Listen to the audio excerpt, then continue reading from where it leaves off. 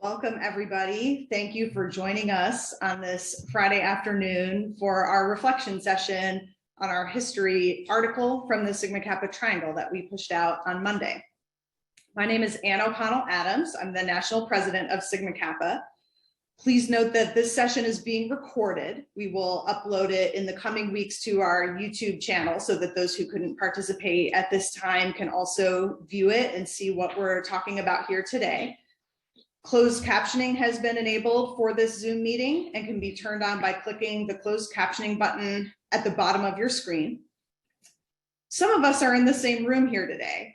We are in Indianapolis for an entity meeting, the meeting of the National Council, the National Housing Corporation, and the Foundation Board of Trustees. So some of our National Council members are in the same conference room at national headquarters.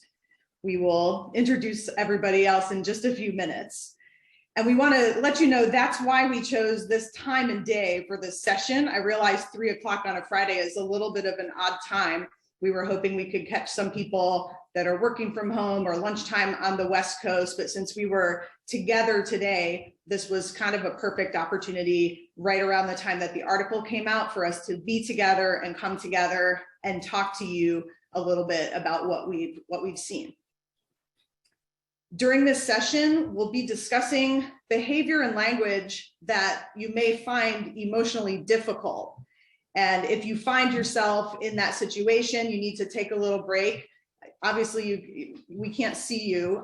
This is a Zoom webinar, so know that we can't see you. That option of turning off your screen is usually there, but you're not visible to us to begin with. If you need to leave the meeting, feel free to do that. This will be recorded and you can come back to it later. Or you can stay here right with us and feel hopefully supported by what we're talking about and where we're going today. We're here today to talk about and reflect on the history article that was published on Monday in the Sigma Kappa Triangle. And the point of doing this is not to embarrass ourselves, punish ourselves, embarrass individual members of Sigma Kappa, but to observe with the clarity of hindsight how these decisions unfolded, identify patterns and problematic practices, and have honest discussions about what we can learn from the past so that we don't repeat these incidents in the future. And before we start, we want to begin with a land acknowledgement.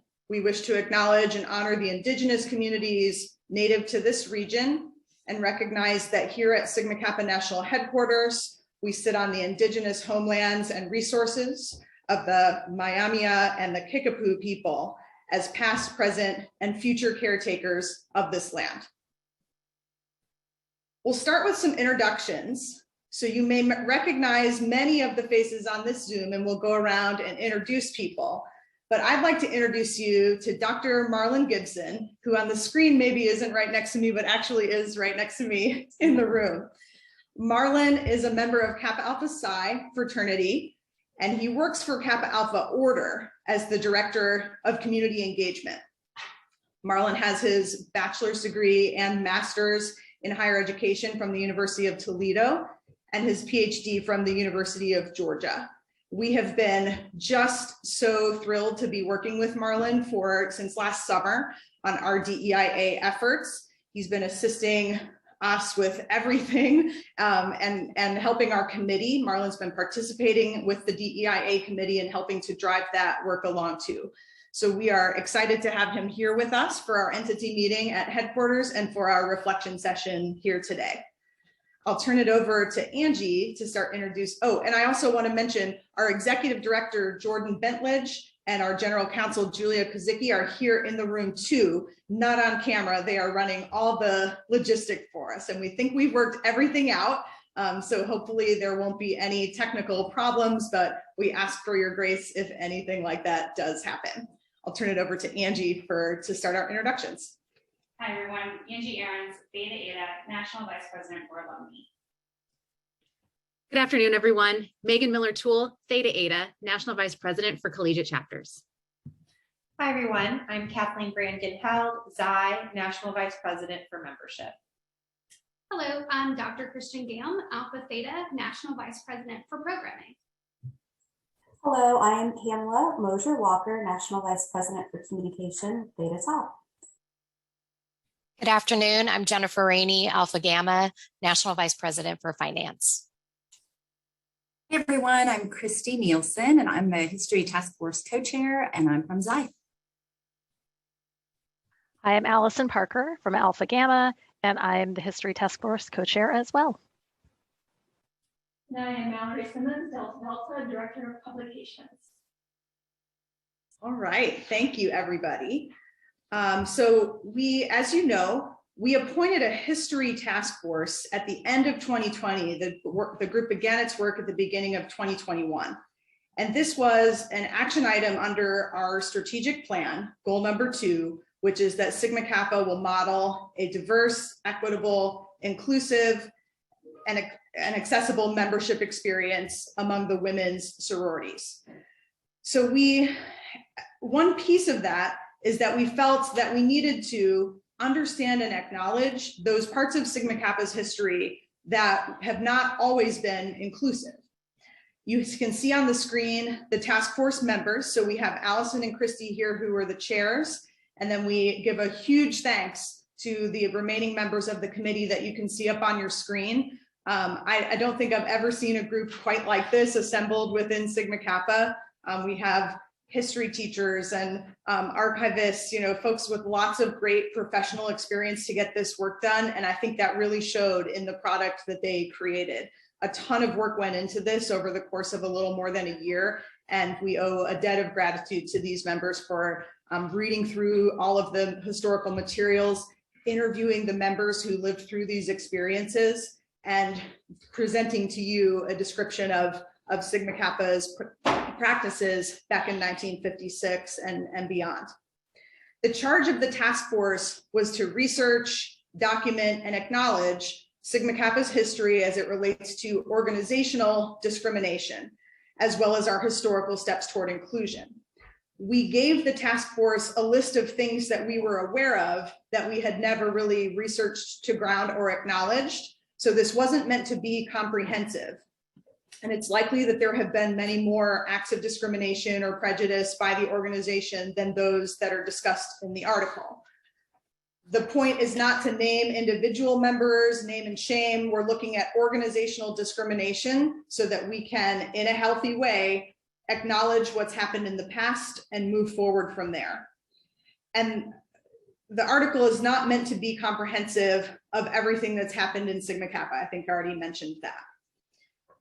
In this session, we came up with this idea in conjunction with Marlon as a way to begin processing through what you're reading.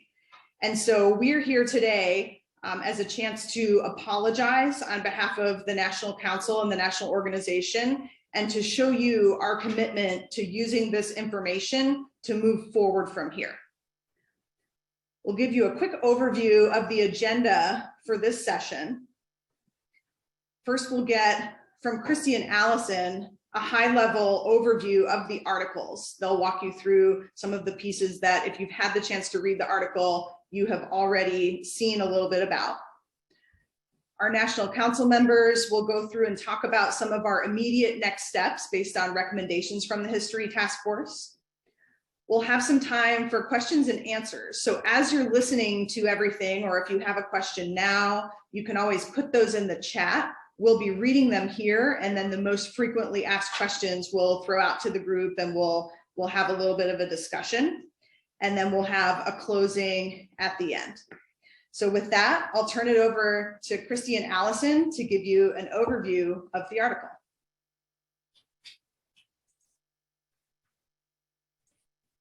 Thanks, Anne. So yeah, as Anne mentioned, Allison and I are going to provide you a very high-level overview of the research that the task force compiled and that was included in the article. And for more details and important contextualization, we really encourage you to read or maybe even reread the article. We know it's a lot to digest. So let's start from the beginning. As we all know, Sigma Kappa was founded in 1874 at Colby College, and the sorority was formed as an inclusive organization open to all women who enrolled at Colby. It was a few years before our founding in 1871 that the Colby trustees took the step of admitting women on an equal basis as men. And within a couple of years, there were 5 women enrolled at Colby. And Sigma Kappa was founded out of necessity, really, to create a community for these women who were otherwise excluded from campus activities and clubs.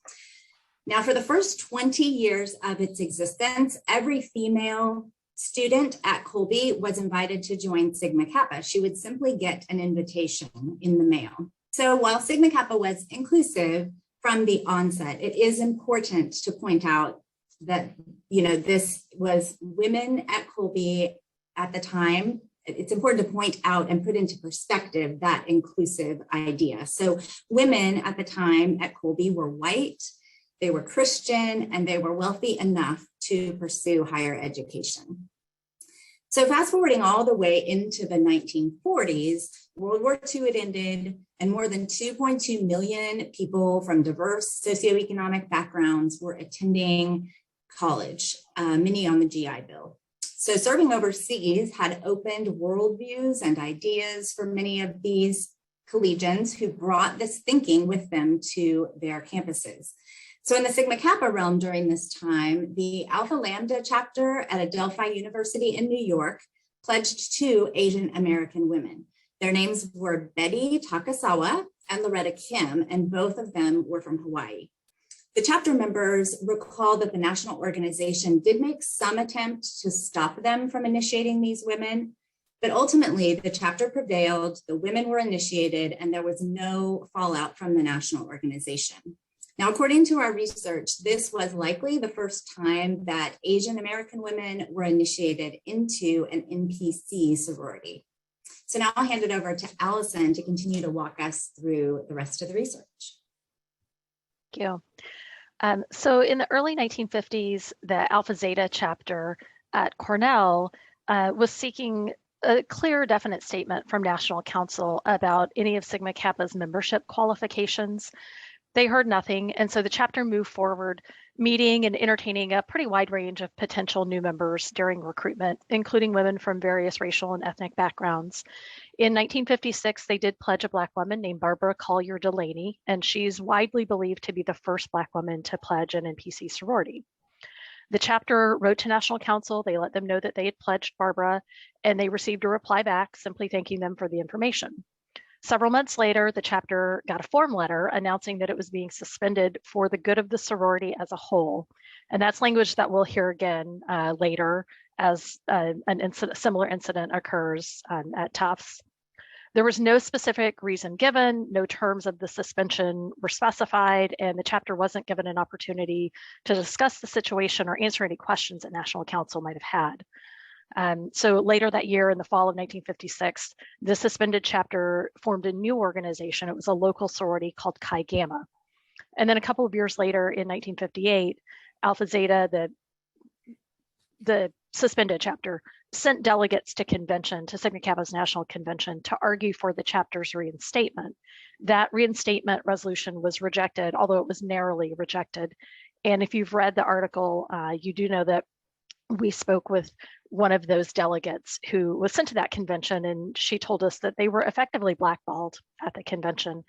And in fact, the convention report describes the 4 delegates as malcontents, radicals, and traitors. So in 1956, the same year that things were going on there at Cornell, Tufts was having similar challenges. The Omicron chapter at Tufts was having some similar challenges.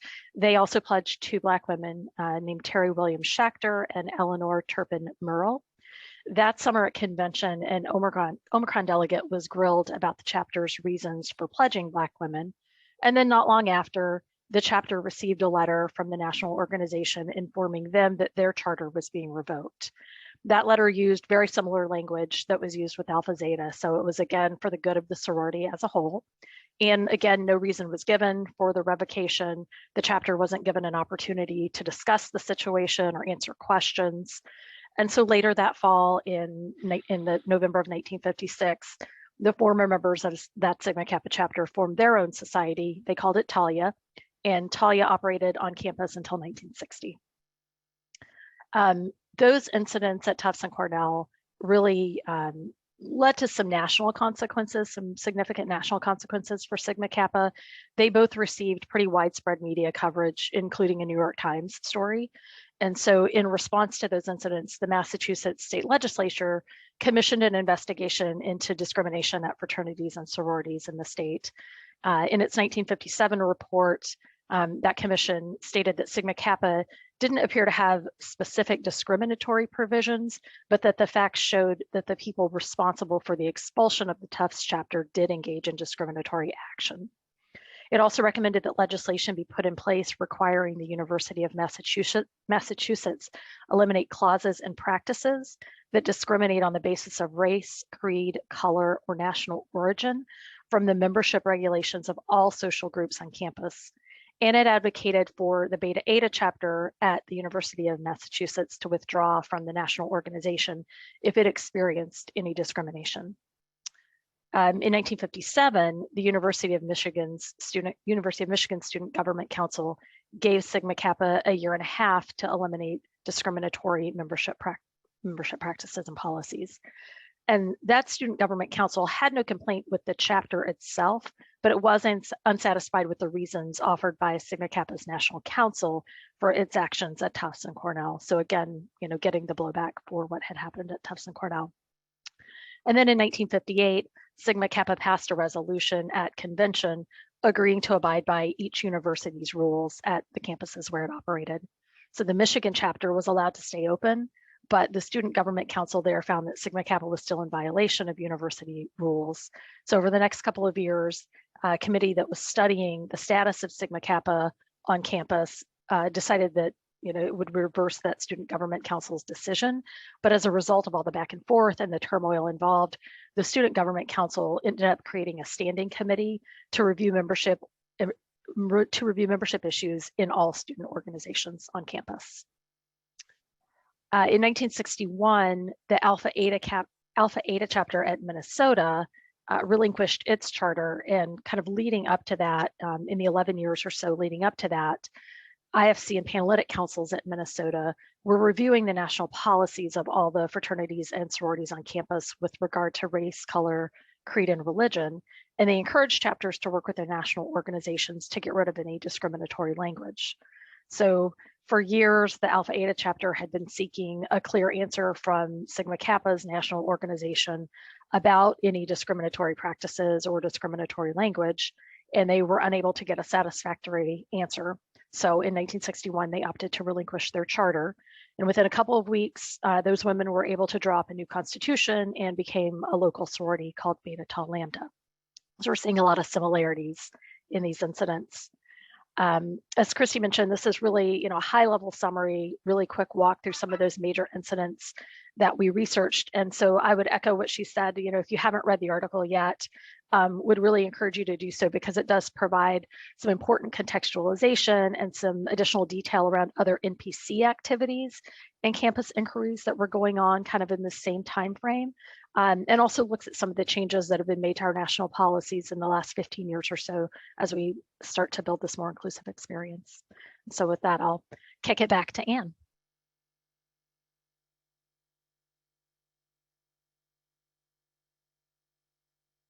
We kicked the work over. Oh, okay. Sorry. I think maybe we were muted in here.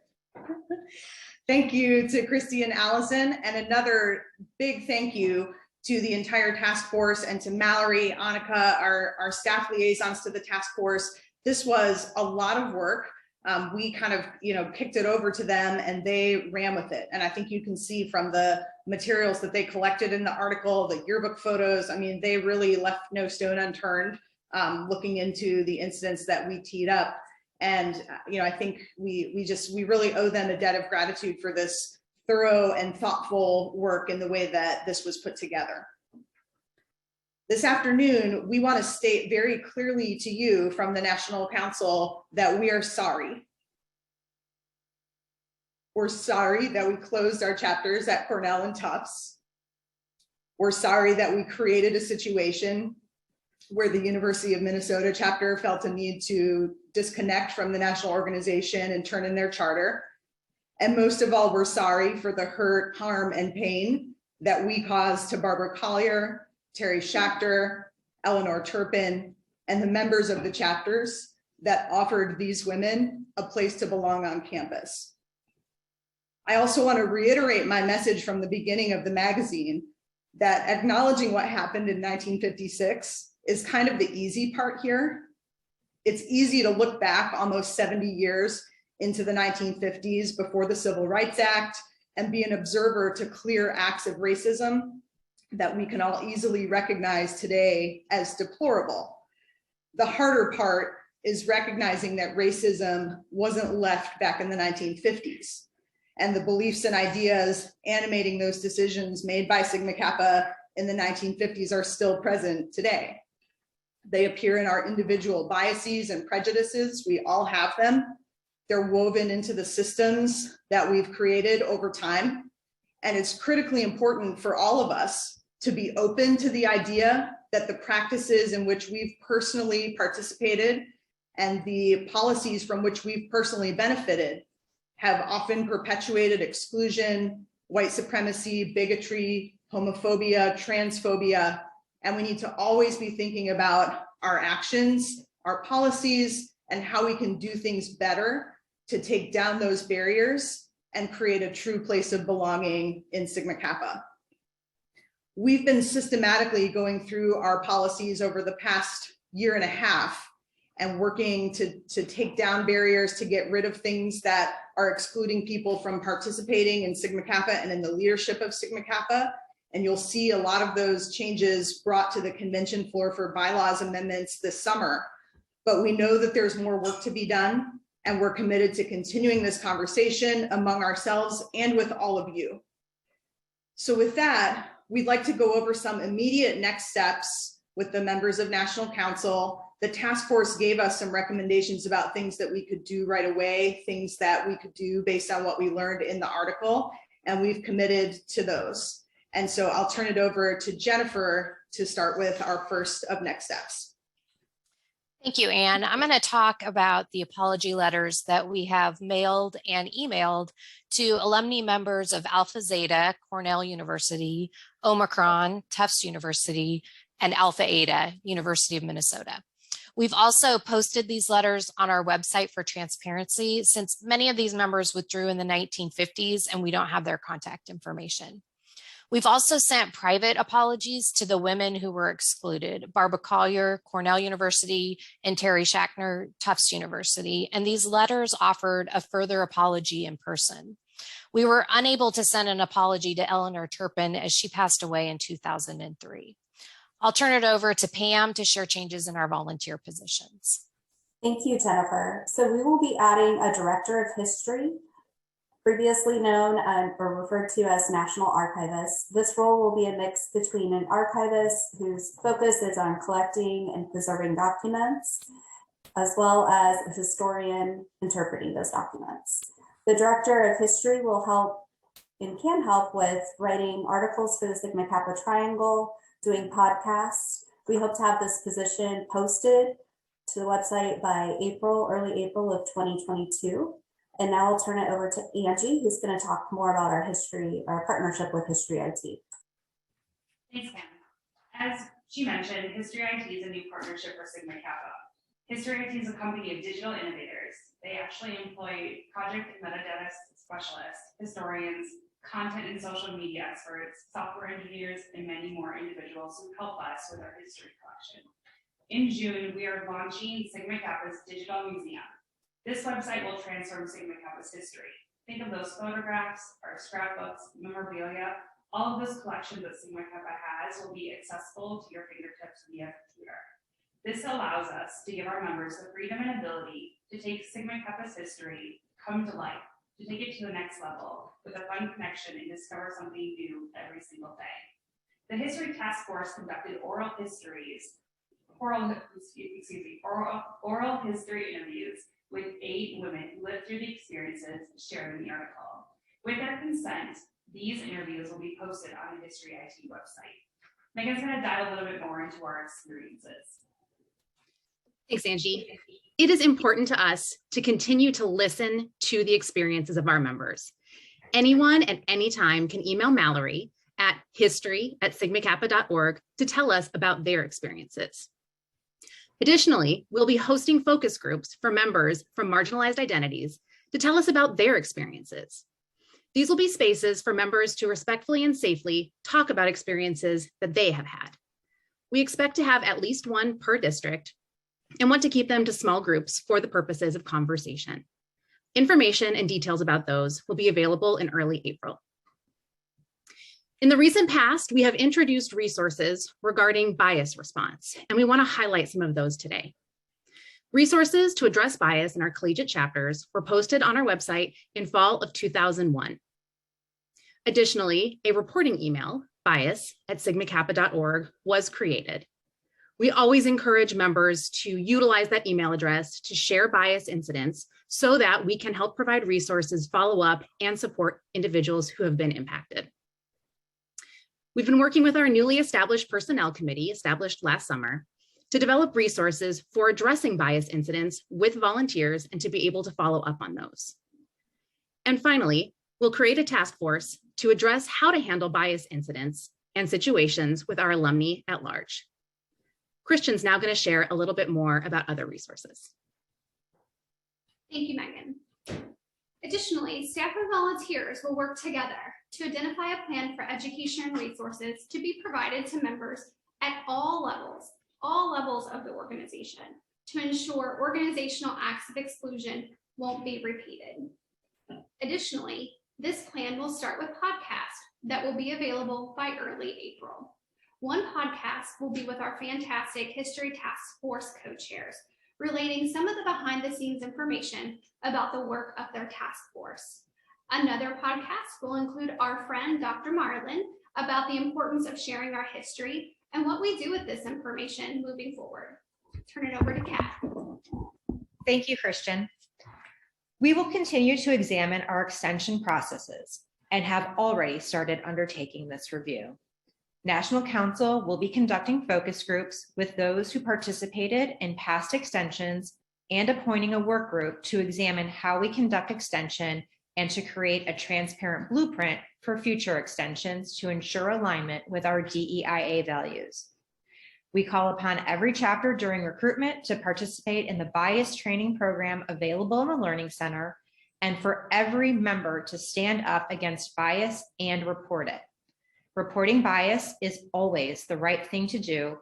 Your voice will be heard. Sigma Kappa will be a better organization when our membership is truly diverse. Now we're going to move over to the Q&A portion and invite Marlon and Allison and Christy and Mallory to join us.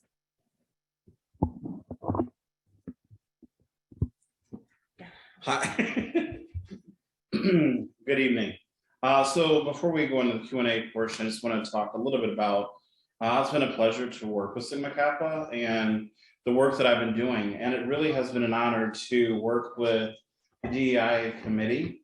And really, I feel like I have like one-on-ones with Jordan and Ann weekly, which is great, right? So we can talk about where the organization is going, so everyone's on the same page, and that we're all aligning for what does it mean to continue to do the work of social justice.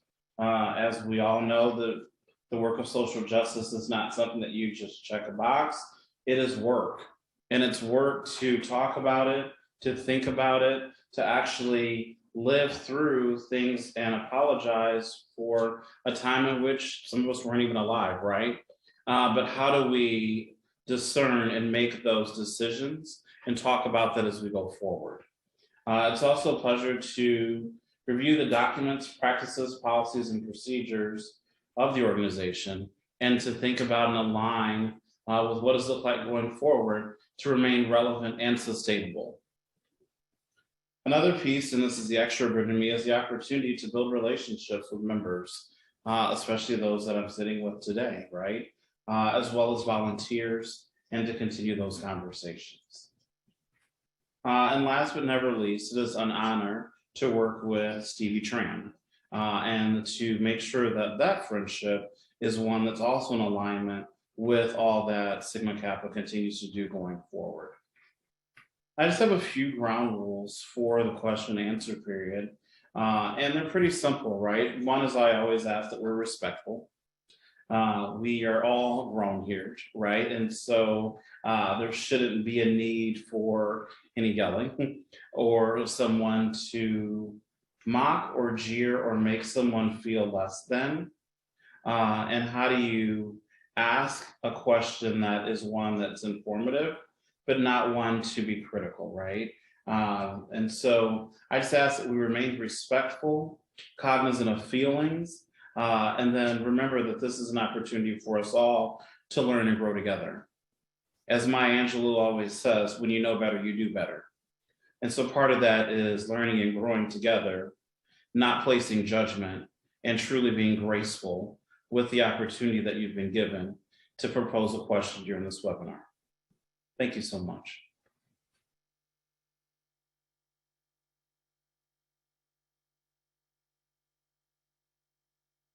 We may.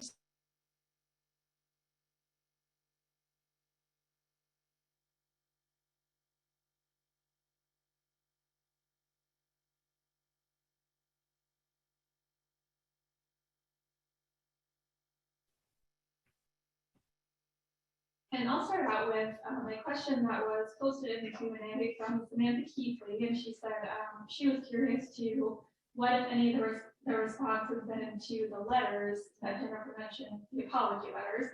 Have any of the members directly affected by our actions responded? And yes, a few of them have. They have all been very positive. They really appreciate their stories being told. And they appreciate that we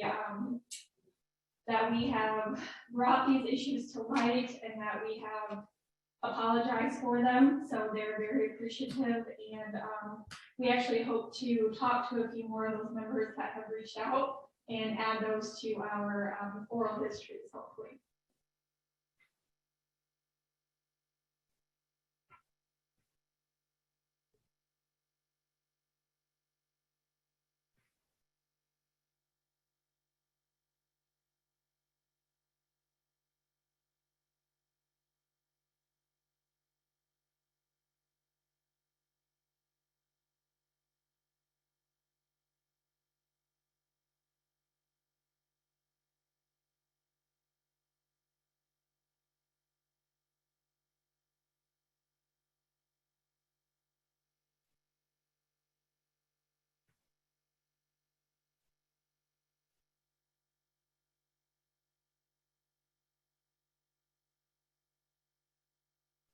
Yes, and we also have a, not a question, more of a statement that we have a Lambda sister who wrote her honors thesis on a topic that was very similar to what the History Task Force researched, and that was a historical analysis of Sigma Kappa's organizational behavior during the Civil Rights Movement.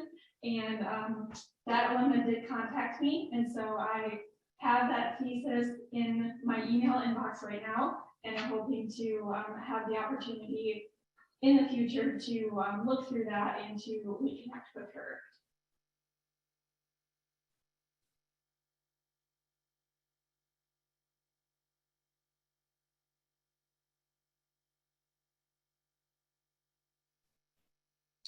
Are there any other questions or comments or musings or points of reiteration at this time?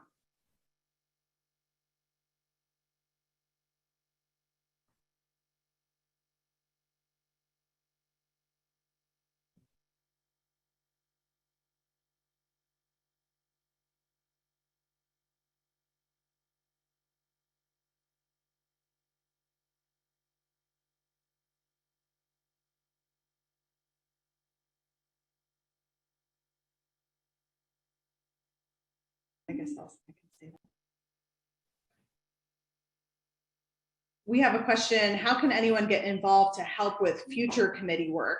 So as part of our DEIA efforts in our strategic plan, we have, anytime we create a work group or a task force, we send out an application link, we advertise it, we ask people who is interested in serving rather than tapping people that we already know. And I think this was one of our first task forces that was created this way. And I think you can see that the result was wonderful in getting some new faces involved that we haven't seen volunteering in Sigma Kappa before, that have really exactly the skills that we needed to do this type of work. And so that speaks to both our DEIA effort in that regard, and just that it's a smart idea to open it up and ask our members, do you have these skills? And so I think, as we look toward future projects, we always have an application process to let us know that people are interested in doing this type of work. And when we have specific issues identified that we would like to, research or do something similar, we will send out an application link like that. One of the pieces that the History Task Force recommended, Pam was mentioning the Director of History. And I think the idea is that there would be a group of people available to help that person field questions coming in and do little, potentially mini articles in the Sigma Kappa Triangle or podcasts or things like that about questions about other pieces of our history. And so if folks are interested in things like this, be on the lookout for those call outs for folks that would like to help.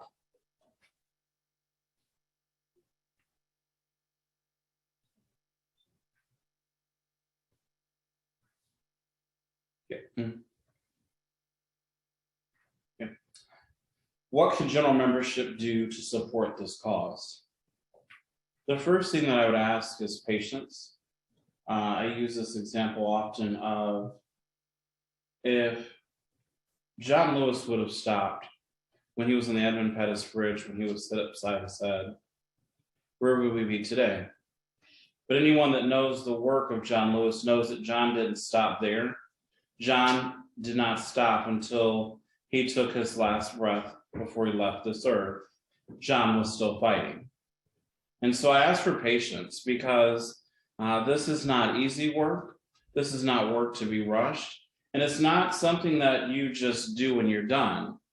It's a constant evaluation, right? So as any opportunity comes forward for the organization, it really is looked at through a lens of, how can the organization remain socially just? Does this align with the values of the organization? Does this align with the council's values for the future? Does this align with how are we wanting our chapters to move forward, and how do we want them to model the way on their respective campuses, right? And so those are the things that I think of immediately as the patience piece.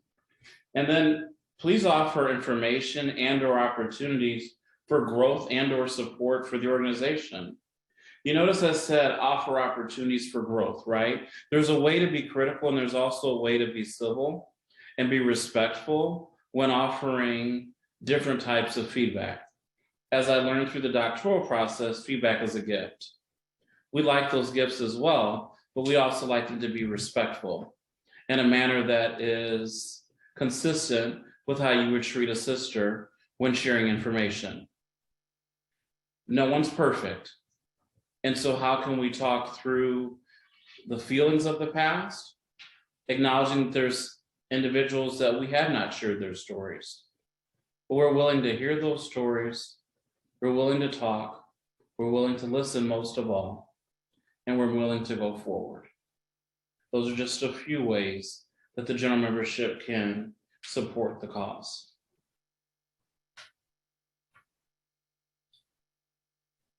I'll go ahead, and there's a question in the chat about a sentence in the article that was facing criticism for exclusionary practices when establishing new chapters in the modern era during membership selection.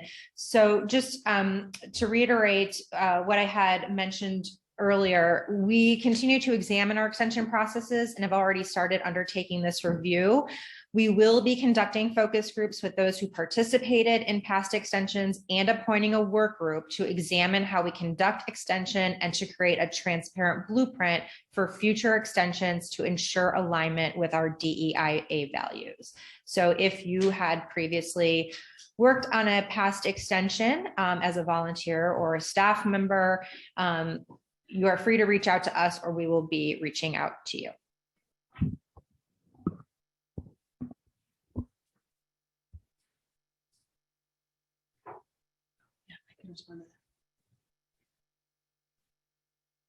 All right, we have another question in the chat. Will this research and history and the plan forward be addressed again at convention? I'll share that there were a few members identified by the history task force, in particular, one of the women who attended the 1958 convention in order to argue for the reestablishment of our, or the unsuspension of our chapter at Cornell, the Alpha Zeta chapter, who was ostracized and treated poorly at that convention.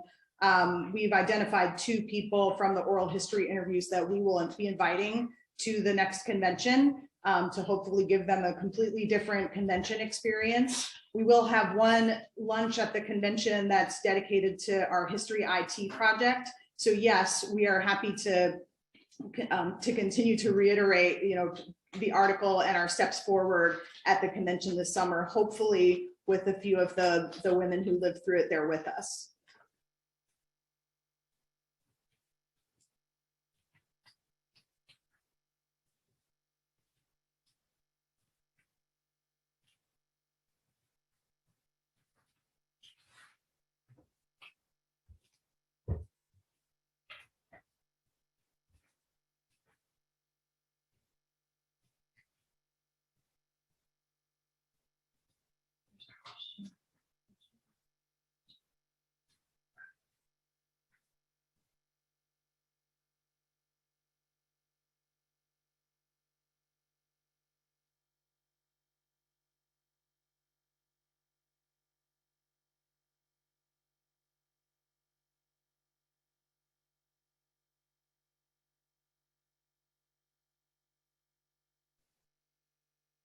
Do you want me to just read it? All right, we have another question coming in that says, what will be done in future research to understand if there were subtle instances of religious bias? That was not a part of the, well, it wasn't something that we teed up for this task force. There was nothing uncovered in what they were researching for us about religious bias. But I'll let either Mallory, Christy, or Allison talk about any of that.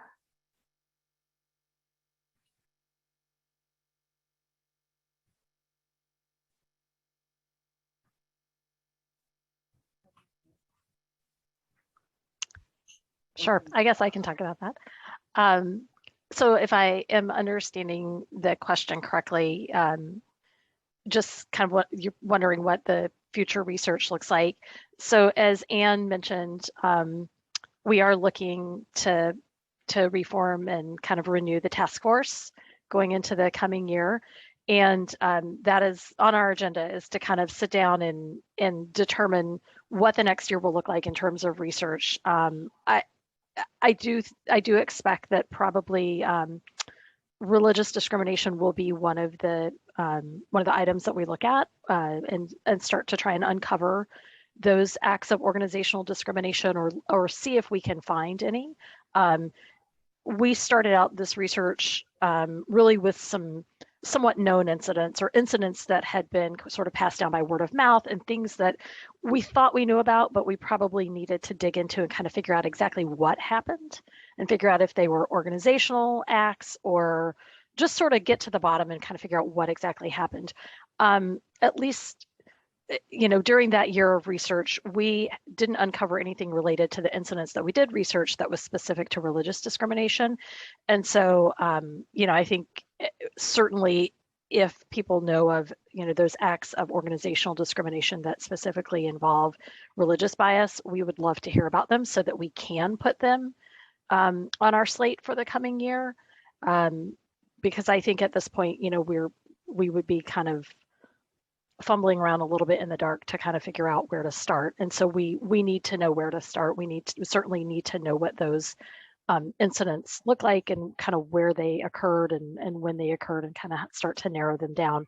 But I do believe that that'll be on our research list for the coming year because it's I think it's a need and I think it's a question. I think it's a next step. And I'll jump in and add just one other thing here. In the article, we were talking about race in terms of membership selection, being offered membership in Sigma Kappa, and whether there was organizational membership decisions based on religion, I guess, remains to be seen. If there, surely that happened in terms of like individual instances of discrimination, whether it happened as an organizational policy. I don't have any information about that, but surely through the membership experience, religious bias is a big piece of our everyday experience in Sigma Kappa. We pray during our meetings, we say religious things. And I remember even back to my own experience as a collegian, my big sis in Theta chapter at the University of Illinois was Jewish. And I remember thinking it was weird that we just had her sit down while we stood up and prayed in the chapter meeting and things like that. And so we've had a separate ritual inclusivity task force working for the past couple of years that's made a lot of recommendations to our meetings and ceremonies and things like that we'll be announcing and revealing at the convention this summer. And we're very excited about that as well as a step toward inclusion.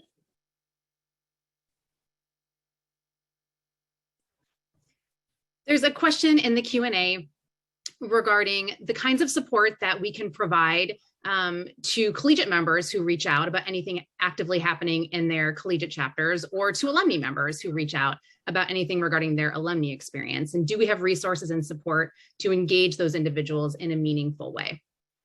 And yes, we do. I think the first piece to share is that we do have members who reach out to us via the bias email to say, this is going on in my chapter, this is what I've experienced, what do I do, how can I have help, how can I get help? And the first piece is that we want to provide support to that individual. We want to hear them, we want to learn about their story, we want to know more about what went into it and what the experience was that they had. From there, we want to be able to work with them to come to a resolution that is comfortable and that is satisfying and that addresses the concerns that they brought to us. Now, because those concerns are wide ranging, everyone requires a different approach and a different response. Sometimes that means we are working with that individual member to utilize the chapter's standards council. Sometimes that means we are helping to mediate a conversation or a conflict between two individuals. Sometimes that means we are working with the campus to utilize campus resources that are there to help support and help address the bias incident that may have happened.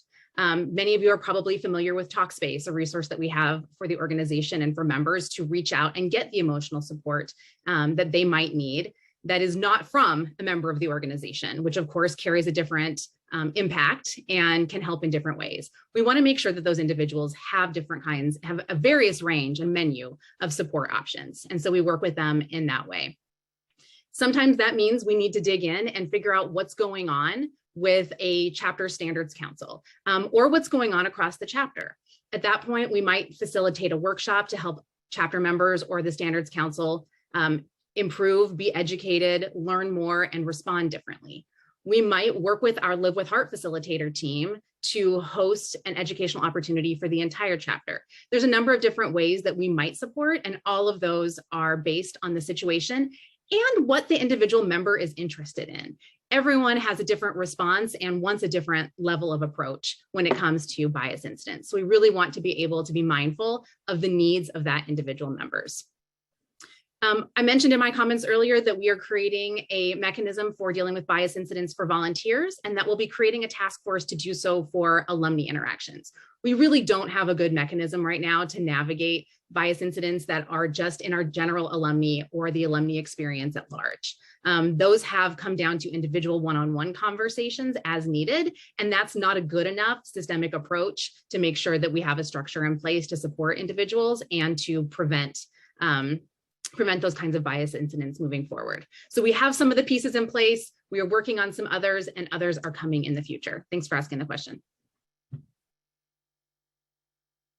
All right, the next question we have here says, within the article, there was an excerpt from the National Council minutes of June 1951 that shockingly encouraged dissemination of information by word of mouth only, never written. Is there a safeguard in place to ensure this cloaked sharing of information does not occur again? I have to say that the question made me chuckle a little bit, the way it was phrased. Must be said by word of mouth only, because it's like kind of how we describe our password, the Sigma Kappa password.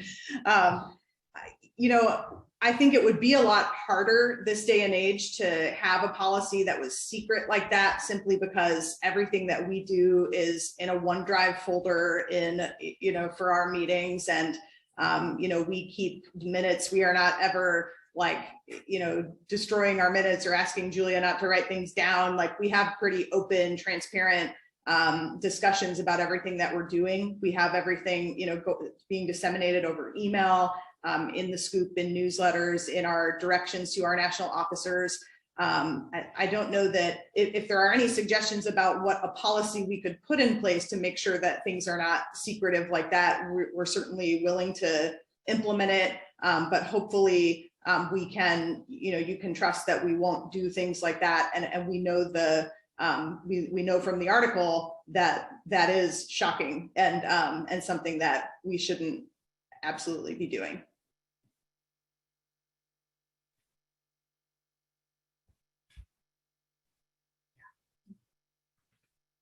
So the question is, what is the plan to incorporate the findings of this in future history task force into NUMBRA and active DI education?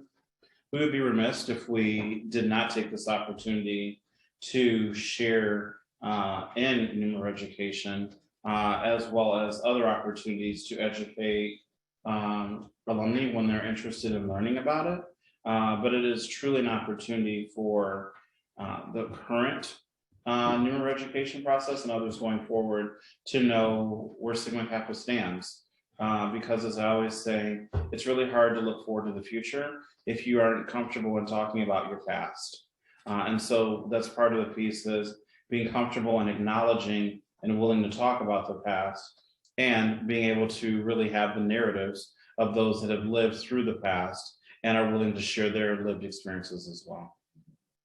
Thank you, Marlon. And to operationalize that, we actually have a promise work group that is in all of National Council's inboxes to vote on, that is actually going to take the findings of this and incorporate it into the Promise from a New Members program. And so just as Ann said about how we create work groups and task forces, there have been all kinds of members that raise their hand that haven't volunteered for Sigma Kappa before because they're passionate about this topic, that will be a part of that work group. And so we're excited to be able to continue to own this and share it from the very beginning of women's journey in Sigma Kappa.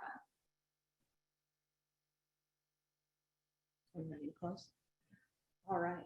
Before we close, I just want to mention, I should have done this while we were doing introductions. We are missing a member of National Council. Jordan Archer, the National Vice President for Extension, isn't here in the Zoom room with us today. Jordan's on her flight from Seattle to Indianapolis right now to join us for the meeting. And the way that worked out with her travel schedule today, she couldn't be here during this session, but Jordan sends her regards as well. I'll turn it over to Christian to close us out. Great. So we recognize, while much has been shared today, National Council wants to be clear that we will continue to move forward. We will not waver. Let me repeat that. We will not waver from our resolve to make Sigma Kappa an inclusive and equitable organization where all of our members feel that they belong. As shared in the Sigma Kappa Triangle article, some events in our past are painful and difficult to discuss. And it's our hope that by bringing them to light, it will allow us to shift our thinking to the future and to focus on building a sisterhood that is truly inclusive. It's important to acknowledge that, because some of the exclusionary and discriminatory practices of the past, many women who would have benefited from this experience we have had did not get that chance. We cannot change the past, but we can impact the future by doing our part to ensure that barriers to inclusion are recognized and addressed. While there are dark periods in Sigma Kappa's history, there is still so much to be proud of in our past. From our very founding as a society inclusive of all women at Colby, to 3 of our chapters' bravery and being the first to pledge women of color, and the strength of our members and chapters to take a stand when their values did not align with Sigma Kappa's actions. Sigma Kappa has a long legacy of courage and boldness that persists today in every member who wears our letters.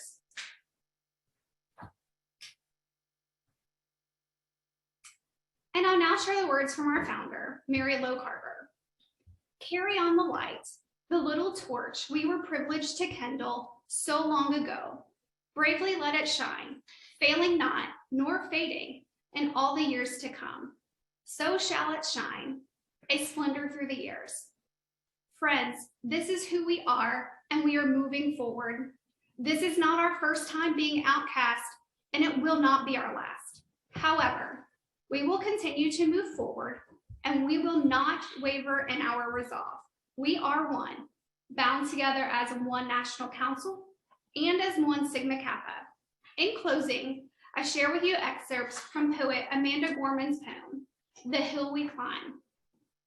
When day comes, we ask ourselves, where can we find light in this never-ending shade? The loss we carry, a sea we must wade. We braved the belly of the beast. We've learned that quiet isn't always peace, and the norms and notions of what just isn't always justice. And yet the dawn is ours before we knew it. Somehow we do it. When day comes, we step out of the shade of flame and unafraid. The new dawn balloons as we free it. For there is always light, if only we're brave enough to see it. If only we're brave enough to be it. Thank you so much for joining us this afternoon.